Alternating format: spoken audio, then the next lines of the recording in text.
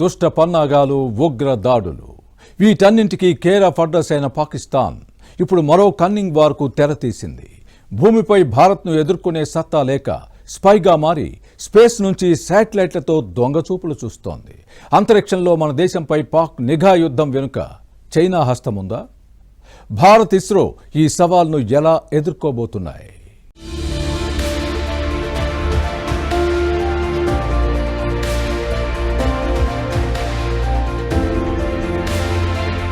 కుక్క తోక వంకర. ఈ సామెత పాకిస్తాన్కు సరిగ్గా అతికినట్లుగా సరిపోతుంది. అణ్వాయుధాలంటూ విర్రవీగిన పాక్కు ఆపరేషన్ సింధూర్తో భారత్ బుద్ధి చెప్పినప్పటికీ పాక్ ప్రవర్తనలో ఏమాత్రం మార్పు రావడం లేదు. ఆపరేషన్ సింధూర్ తర్వాత సరిహద్దుల్లో ఉద్రిక్తతలు కాస్త తగ్గినట్లు కనిపించినా అడపాదడపా పాక్ తన వంకర బుద్ధిని ప్రదర్శిస్తూనే ఉంది. అయితే పాక్ కుయుక్తులను భారత్ సైన్యం ఎప్పటికప్పుడు అడ్డుకోవడంతో దొంగచాటుగా అంతరిక్షంలో నిఘా యుద్ధం మొదలుపెట్టింది. స్పైగా మారి స్పేస్ లో సైలెంట్ వార్ స్టార్ట్ చేసింది. దీనికి కన్నింగ్ కంట్రీ చైనా కూడా సహాయ సహకారాలు అందిస్తోంది. దీంతో అంతరిక్షంలో ఒక నిశ్శబ్ద వ్యూహాత్మక యుద్ధం మొదలుపెట్టింది. చైనా పూర్తి మద్దతుతో పాకిస్తాన్ తన అంతరిక్ష నిఘా సామర్థ్యాలను శరవేగంగా విస్తరిస్తోంది. కేవలం 16 నెలల వ్యవధిలోనే ఏకంగా 6 భూ పరిపాలనా ఉపగ్రహాలను ప్రయోగించి భారత భూభాగాన్ని నిరంతరం పర్యవేక్షించేలా ఒక శాటిలైట్ నెట్వర్క్ ను ఏర్పాటు చేసుకుంది. 1961లో పాక్ అంతరిక్ష సంస్థ సుపార్కో ప్రారంభమైనప్పటి నుంచి నత్తనడకన సాగిన పాక్ అంతరిక్ష కార్యక్రమం గత 16 నెలల్లో ఇంత వేగం పుంజుకోవడం వెనుక ఏదో భారీ ప్లానే ఉందంటున్నారు నిపుణులు.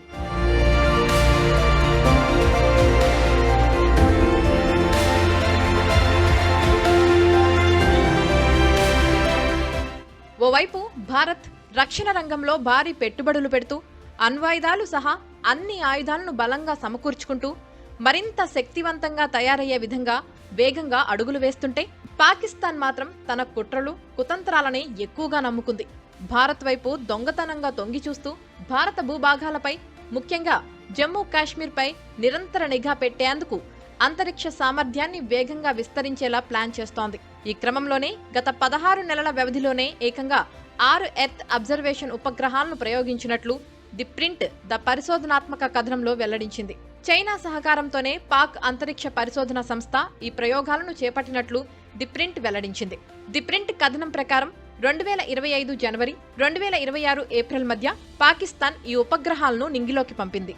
వీటిలో కొన్నిటిని చైనాకు చెందిన లాంగ్ మార్చ్ 2D రాకెట్ల ద్వారా ప్రయోగించారు.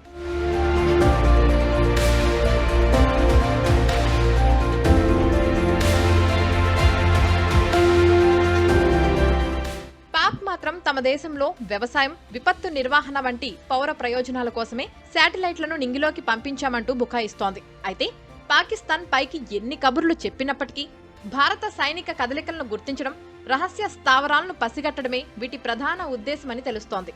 ఈ 6 శాటిలైట్ల నెట్వర్క్ సహాయంతో భారత సైనిక స్థావరాలు, సరిహద్దు కదలికలు, నౌకల కదలికలను ప్రతి 48 గంటలకు ఒకసారి హై రెజల్యూషన్ ఇమేజెస్ తో పాకిస్తాన్ అప్డేట్ చేసుకోగలుగుతుందంటున్నారు నిపుణులు. భారత్ను దొంగదెబ్బ కొట్టేందుకు చైనా, పాకిస్తాన్ కలిసి ఉమ్మడిగా అంతరిక్షంలో నిఘా వేశాయి అంటున్నారు. వీటి ద్వారా మన సైన్యం సరిహద్దుల్లో చేసే రహస్య ఆపరేషన్లు, క్షిపణి మోహరింపులు శత్రువులకు ముందే తెలిసిపోయే ప్రమాదముంది.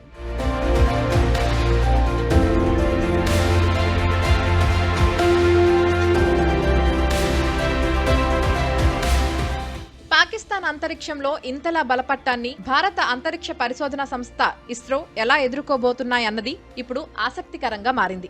అంతరిక్ష రంగంలో సాంకేతికంగా భారత్ ఇప్పటికీ పాకిస్తాన్ కంటే ఎంతో ముందంజలో ఉన్నప్పటికీ పాక్కు చైనా అందిస్తున్న సాయాన్ని అంత తక్కువగా అంచనా వేయలేమంటున్నారు నిపుణులు.